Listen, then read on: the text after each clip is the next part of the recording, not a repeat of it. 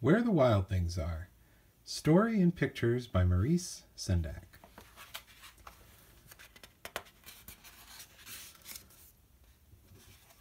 The night Max wore his wolf suit and made mischief of one kind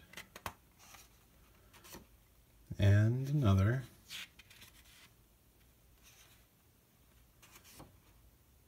his mother called him, "Wild Thing!" and Max said, "I'll eat you up!" And so he was sent to bed without eating anything. That very night in Max's room, a forest grew.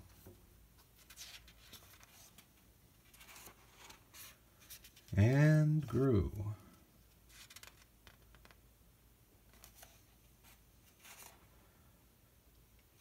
And grew until his ceiling hung with vines and the walls became the world all around.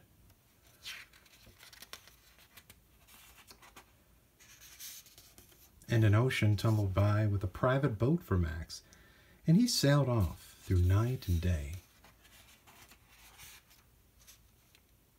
And in and out of weeks, and almost over a year, to where the wild things are.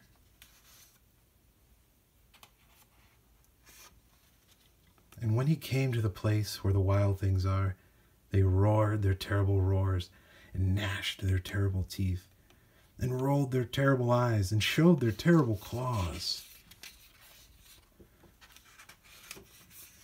Till Max said, "Be still," and tamed them with the magic trick of staring into all their yellow eyes without blinking once. And they were frightened and called him the most wild thing of all, and made him king of all wild things. "And now," cried Max, "let the wild rumpus start."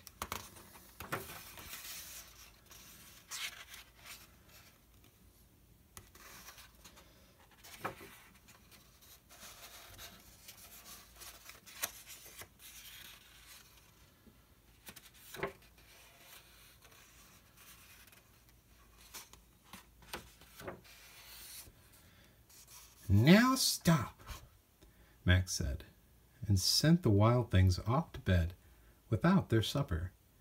And Max, the king of all wild things, was lonely, and wanted to be where someone loved him best of all.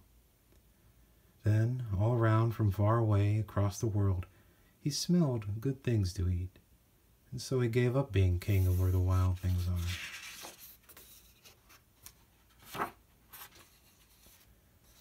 But the wild things cried, "Oh, please don't go. We'll eat you up. We'll love you so." And Max said, "No." And the wild things roared their terrible roars and gnashed their terrible teeth and rolled their terrible eyes and showed their terrible claws. But Max stepped into his private boat and waved goodbye. And sailed back over a year, and in and out of weeks, and through a day.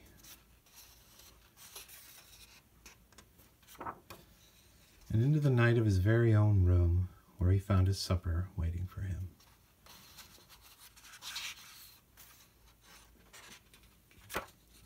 And it was still hot.